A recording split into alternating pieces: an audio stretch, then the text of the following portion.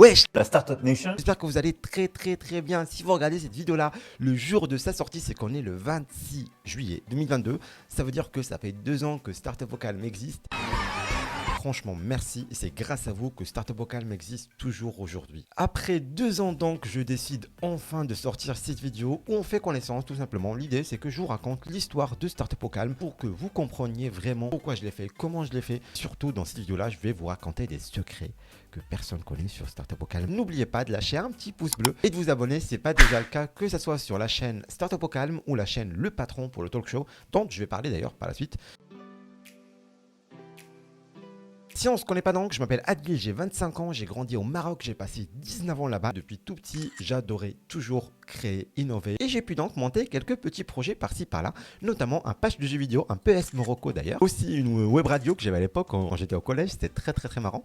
Côté études, j'ai fait un parcours assez scientifique. Terminal S-Math, après j'ai enchaîné sur une prépa, MPLC, MP, donc vraiment beaucoup de maths. Après une école d'ingénierie d'informatique, l'ISIMA ou l'IMP clairement. Et salut à tous ceux qui regardent cette vidéo-là et qui viennent de l'ISIMA. Mettez-moi un petit commentaire. Parce que 4. Et puis en 2018, il se passe quelque chose et c'est là où il y a vraiment le vrai début de l'histoire. On arrive en octobre 2018 où il se passe quelque chose d'incroyable. Je découvre le concept des hackathons que je connaissais pas du tout avant, et pour faire simple, un événement où tu as un temps très limité pour monter un projet. Donc soit pendant un week-end, soit pendant la semaine, mais du coup tu as 24 heures, 48 heures pour le faire. Et ce qui était très marrant, c'est que pendant ce hackathon là, avec mon équipe, on a même pu finir premier. Et ça c'était très cool. Moi j'ai adoré. Je me suis retrouvé là-dedans. Et c'est là que je me suis dit, ok, c'était très cool, vas-y Adil, maintenant il faut que tu fasses un deuxième après. J'entre sur Eventbrite et je trouve tout simplement le Techstars Startup Weekend de Clermont-Ferrand qui était organisé donc un mois après, fin novembre. Je pars, je participe. Je participe donc au Techstars Startup Weekend de Clermont-Ferrand. Donc c'est là que je rencontre Pierre et Arnaud Lefranc qui m'ont vendu un peu ce concept de LinkedIn sportif. Et c'est vrai que quand je me suis dit dans ma tête LinkedIn avec Kylian Mbappé, ça j'ai trop envie de le créer. On se met donc sur ce projet là pendant le Startup Weekend et ce qui se passe du coup c'est qu'on finit coup de cœur du jury. Et ça c'était trop cool. Pourquoi? Parce que les jurys nous ont très bien motivés. Ils nous ont dit votre projet ça vaut le coup, lancez-le après, vous avez rien à perdre. Ce qui était très marrant c'est qu'un mois après donc on postule pour rejoindre Pépite pour avoir le statut étudiant entrepreneur. Et salut du coup la team Clermont vers Pépite. Et en même temps du coup on postule pour l'incubateur d'école de commerce de Clermont, le SC Clermont. Salut aussi à l'équipe. Je salue beaucoup de monde pendant la vidéo donc voilà. Alors, on rejoint les deux tout simplement avec ce projet là qui s'appelait Kick and Link. Et pour faire simple, donc c'est une plateforme de mise en relation de joueurs de rugby semi-pro avec les clubs. Je ne vais pas expliquer en détail ce que c'est, ni à quoi ça sert. Si vous voulez, n'hésitez pas à partir checker. Donc Kick and Link, je vous mets aussi le lien. Et pour moi, ce qui était vraiment très cool grâce à ce projet, c'est que du coup, j'ai pu rejoindre 2 promotions en même temps. Donc la promo de l'incubateur de l'ESC et la promo du coup de Pépite, de Clermont Van Pépite. Du coup, tu te sens finalement jeune entrepreneur, au vrai sens du terme, vu que tu es entouré d'autres jeunes. Et après 3 mois, donc fin mars 2019, l'aventure s'arrête pour moi, pour Kick and Link, pour une raison très simple, c'est le manque de founder product fit. Je vais parler de ça dans une prochaine vidéo. J'adorais entreprendre, j'adorais monter un projet, mais c'était pas celui-là. J'arrête, je viens sur Paris, donc pour un stage d'ailleurs. Début avril 2019, j'arrive sur Paris, premier week-end, premier Startup Weekend, c'était la version Europe cette fois-ci, et c'était trop cool parce que c'était un Startup Weekend full en anglais. J'ai pitché d'ailleurs, je vous mets un petit extrait de mon pitch en anglais. What I'm going to present to you, it's called Share My Day. It's about spending a day with someone, a full work day, and in which you're gonna discover what he's doing. C'était très cool, une super expérience. Et puis du coup, je profite de mon passage sur Paris pour pouvoir faire plein d'événements. Et du coup, je pars à Station F pour des conférences, School Lab et pas mal d'autres structures. C'était trop cool. Voilà, je suis resté dans l'écosystème et surtout pendant 5 mois, j'ai essayé de trouver des cofondateurs potentiels avec qui monter des projets. Donc j'ai rencontré pas mal de personnes. J'ai essayé aussi de monter d'autres projets, mais c'est des projets qui durent 2 jours. Voilà, les projets 2 jours, 3 jours. Et après, tu dis ouais, non, en vrai, ouais, c'est pas le bon truc. Voilà, tu sens qu'il manque un petit truc. Et du coup, voilà, je recommence. Puis ce qui se passe, c'est que je fais un 3e Startup Weekend. Cette fois-ci, c'était chez Blablacar. On a fini premier dessus, donc c'était incroyable. On arrive à la fin de mon séjour sur Paris pour mon stage. Septembre 2019, il me reste 1 an d'études pour terminer et je me dis c'est l'année ou jamais pour lancer un projet. Je me dis ok, Adil, qu'est-ce que tu peux faire, qu'est-ce que tu adores faire? Et moi j'adore 4 choses.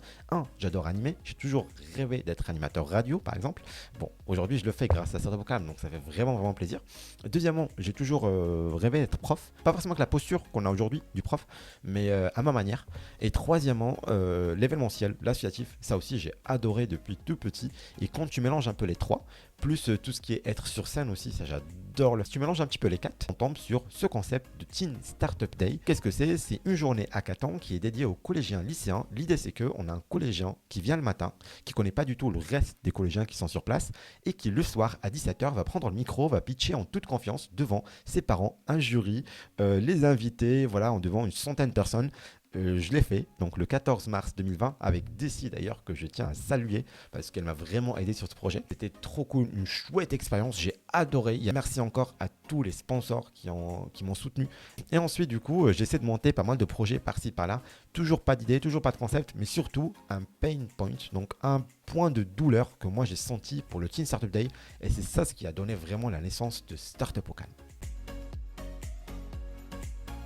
J'aurais tellement kiffé à l'époque d'avoir un média qui vient lui-même me dire ok bah Adil, ton event est trop cool et bah vas-y, tu peux passer sur notre média, parler de ce que tu as fait. Ça c'était un. Et deuxièmement, c'est que quand je montais ces projets là à côté, je voulais vraiment un média qui m'accompagnait. Je voulais un média qui m'explique comment ça se passe, un média qui me tient au courant de ce qui se passe dans l'écosystème et surtout ce qui me concerne. Et j'ai pas trouvé. Et du coup, j'ai décidé de le créer, surtout pour pouvoir avoir deux choses. Et c'est les deux missions de Startup au Calme: mettre en avant les jeunes entrepreneurs, vulgariser l'entrepreneuriat aux jeunes. Et du coup, je démarre sur Insta le 26 juillet 2020 avec ce premier post que vous voyez là devant vous. Donc, on arrive en septembre, pas mal de contenu, des actus, il y a eu des events, l'agenda, les interviews un peu style Combini, le top 5, il y a eu beaucoup de contenu sur Instagram, 8 épisodes de podcast entre septembre et décembre 2020, un magazine papier. On lance la campagne de financement participatif sur KissKissBankBank, sauf que ça donne rien du tout. Je pense qu'on ne dépasse même pas les 5 ou 10%, je ne me trompe pas. Ça veut dire qu'il n'y a pas d'intérêt et on arrête le projet en fin décembre 2020. Et là, du coup, j'étais incubé par la ruche et par le Media Lab 93 pendant 6 mois. Qu'est-ce que j'allais dire? Clubhouse, le club qui était du coup un Slack. Et du coup, je démarre Startup au Calme TV à l'époque sur Twitch en avril 2021. Je vous mets d'ailleurs en exclu l'extrait du tout premier début de moi sur Twitch, vous allez rigoler de ouf. Bonsoir à tous. Oula, ça démarre bien. Bienvenue à tous ceux qui nous rejoignent aujourd'hui pour le tout premier live Startup au Calme. On arrive en juin 2021, il y a eu une nouvelle étape qui est donc les vlogs. On est en direct de Station F pour le Fight Sharks Day. Je prends le mois d'été pour retravailler tous les concepts. En même temps, du coup, j'ai acheté ma première caméra. Cette caméra, là, celle-là. Je me dis, ok, cette saison, ça va être le feu. Mais par contre, je m'attendais absolument pas à la suite, à la saison 2, à tout ce qui s'est passé. La saison 2 démarre donc en septembre 2021 et je me dis il faut que je fasse un peu plus. Je démarre des nouveaux formats. Du Twitch, je faisais un peu de YouTube en mode replay. Instagram avec pas mal de contenu aussi. Des actus, témoignages. Je commence à contacter pas mal de stars et tout. Et on a réussi à avoir pas mal. Luc Julia, il y a eu Sarah Léry, il y a eu Jean-Baptiste Kampf, il y a eu Roxane Varza, Olivier Ramel, Franck Noriga, Clara Chapaz, Nicolas Bryan. Il y a eu pas mal d'autres. Je vais pas citer tous les noms non plus. J'ai passé des super moments, j'ai kiffé. Et ce qui était très cool, c'est pendant tout ce temps-là, la prod a continué d'évoluer. Je tiens vraiment à remercier l'équipe qui était avec moi en ce moment-là. Et donc on arrive aujourd'hui, All Media prend une nouvelle direction. Au niveau contenu, il y a 4 choses qu'on va faire par la suite. En tout cas pour cette saison 3 qui démarre en septembre 2022. Les actus, donc sur Instagram, TikTok avec pas mal de petits extraits, des micro-trottoirs, pas mal de petits interviews et pas mal de choses je pense à mettre sur TikTok. Donc on va vous régaler, voilà, sur dessus. Avec un format Zoom pour mettre en avant les jeunes entrepreneurs. Twitch, il y aura un seul format dont j'ai parlé qui s'appelle donc Le Patron. L'idée c'est que c'est l'émission où j'ai ramené des stars de l'entrepreneuriat, des icônes, des personnes qui sont très connues, sauf que là c'est la V2. Vous allez voir, si vous regardez cette vidéo là, donc après après septembre, vous connaissez déjà le format j'imagine, ou voilà, si vous connaissez pas, partez le regarder sur YouTube, Le Patron, sur Twitch pour le live. Et l'idée du coup voilà, c'était un format où vous allez découvrir un peu ces stars différemment et vous allez vraiment pouvoir tirer le maximum de ces personnes-là. Sachant que, je précise juste un truc, c'est que moi quand je fais un live, j'ai 2 critères. Est-ce que j'ai appris moi-même un truc après le live et est-ce que je me suis régalé? Est-ce que c'était drôle? S'il y a un critère qui manque, je me dis que l'émission est ratée. L'objectif avec cette saison-là, c'est que on rigole ensemble et qu'on apprend aussi ensemble avec ce système-là. Donc c'est un mardi sur 2 à 21h et j'espère que vous allez vraiment kiffer. Moi j'ai hâte que je puisse démarrer cette saison 3. Pour YouTube, il y a plein de contenu. Donc déjà, il y a cette vidéo-là. Il y aura plein d'autres vidéos qui arrivent par la suite où j'explique pas mal de choses. Donc n'hésitez pas à vous abonner encore une fois. Et voilà, comme ça, vous n'allez rien rater. Et c'est tout pour cette vidéo-là. J'espère que vous avez kiffé. J'espère que vous avez appris pas mal de choses sur Startup au Calme. N'oubliez pas, encore une fois, le pouce bleu et l'abonnement si ce n'est pas encore fait. Si vous avez des feedbacks, encore une fois, je suis preneur. Et n'hésitez pas à me contacter donc, sur LinkedIn, sur Instagram, par mail. Je réponds toujours, parfois avec un peu de retard, mais je réponds, promis. Donc et si je réponds pas, relancez-moi, il n'y a pas de problème.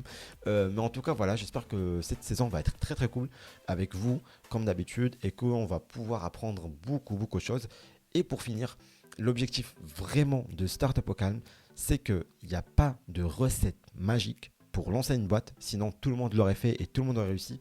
Par contre, il y a des facteurs qui permettent que vous maximisez votre chance pour pouvoir réussir votre boîte. Et c'est ça, moi, ce qui m'intéresse, c'est de vous créer du contenu qui va vous permettre, donc grâce à des interviews, grâce à des extraits, grâce à pas mal de contenu pédagogique, divertissant aussi, mais qui va pouvoir vraiment vous apporter des choses et qui va pouvoir vraiment vous aider à monter des meilleurs projets. Ça fait 2 ans, ça fait vraiment plaisir et j'ai envie de continuer, même si c'est très dur, même si ça prend beaucoup de temps. Mais voilà, ça fait plaisir et je kiffe tout simplement.